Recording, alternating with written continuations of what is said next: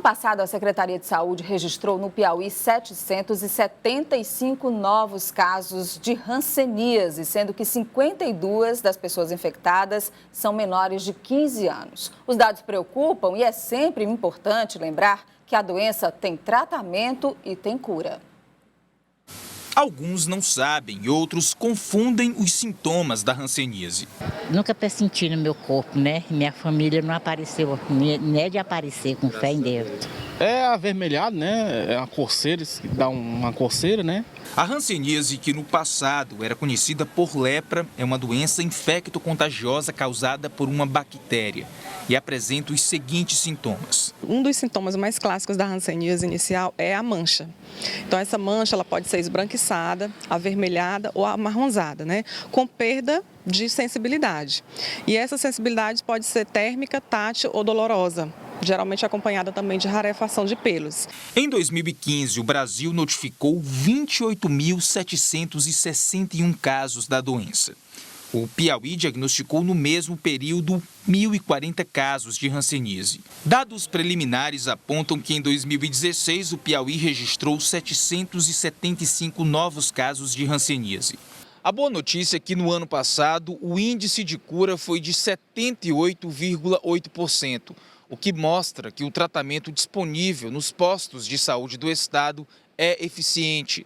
Basta que a pessoa mostre interesse em vencer a doença. As autoridades de saúde do estado já se organizam para a Semana de Combate à Hanseníase, programada para o final do mês em todo o Piauí. O último domingo do mês de janeiro é atribuído ao Dia Mundial de Luta contra a Hanseníase. Então, a nível estadual, a abertura da campanha vai se dar no dia 25 de janeiro. Dia 25 de janeiro, é o Janeiro Roxo, como está sendo chamado. Os médicos dermatologistas, claro, se empenham nessa causa. O doutor Lauro Rodolfo está aqui com a gente mais uma vez, é médico dermatologista. Bom dia, doutor Lauro. Bom dia, Nádia. Que já é uma pessoa que há muito tempo, inclusive, empresta esse conhecimento médico para cuidar de pacientes com hanseníase, através, inclusive, de um serviço da ASA. O padre Toni está aqui daqui a pouco, vai falar também sobre esse assunto, pode comentar sobre esse assunto.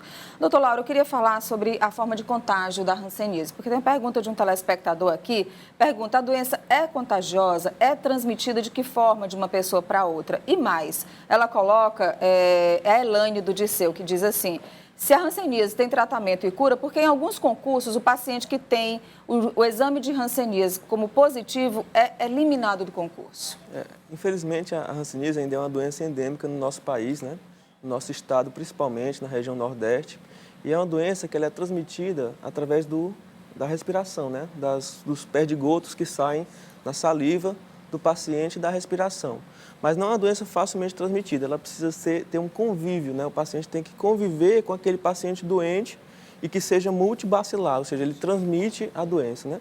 Então tem que ter um paciente que transmite e um receptor da doença, convivendo no mesmo ambiente. E esse período de transmissão? Geralmente é lento, não é uma coisa assim, um contato rápido entre eu e você que a gente vai pegar a doença. Mas a partir do momento em que eu adquiro a doença, em quanto tempo eu posso transmitir essa doença para outra pessoa? Ela tem um período de incubação bem lento, assim, geralmente acima de 3 anos, é de 3 a 5 anos. Nossa, bem lento. Por isso mesmo. que é difícil a gente encontrar a hanseníase em crianças menos de 5 anos, porque ela ainda vai ter o tempo de incubação. Mas é uma doença muito complexa, assim, que precisa ser muito bem estudada para conseguir achar essa solução para ela de vez no Brasil. Quais são os primeiros sintomas, doutor Lauro? É uma manchinha, né, geralmente, que tem perda de sensibilidade e os pelos daquela região começam a cair, né? Não sua, né, não transpira a região e o paciente geralmente percebe através do contato mesmo, ele não sente aquela região. Uhum.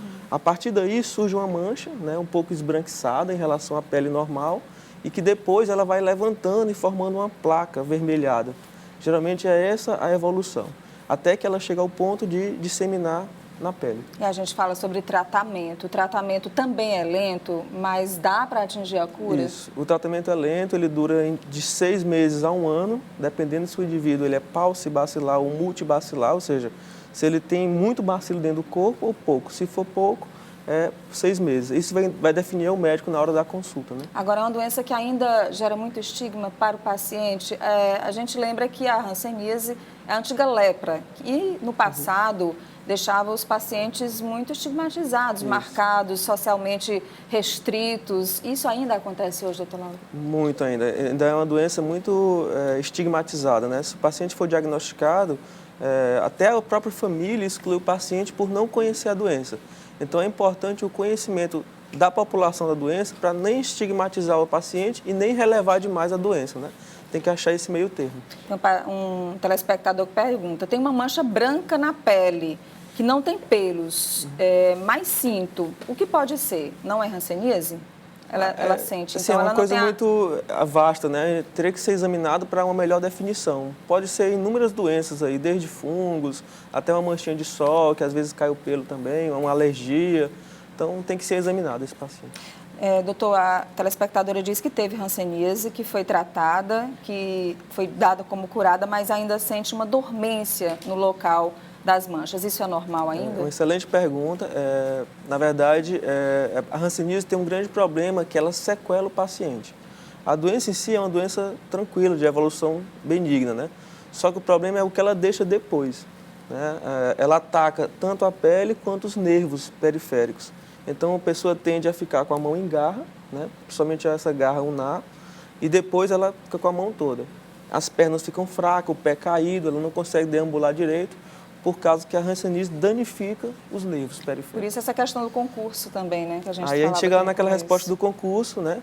Que as empresas, né? O próprio Ministério Público, as empresas públicas, elas pedem essa avaliação de hanseníase, porque muitas vezes, se o indivíduo tiver a doença, ele futuramente será um indivíduo sequelado se ele não estiver tratando. Então, eles preferem diagnosticar logo e notificar do que deixar relevar o quadro, né? Por falar em notificar, a gente falou em 775 casos, mas isso é subnotificação total. A gente sabe que deve ter muitos mais casos. Esses são os que chegam ao médico, ao serviço de saúde, que acabam entrando nesses números, nesses registros da Secretaria de Saúde. É uma doença de notificação compulsória. O médico que diagnosticar precisa notificar a doença, né?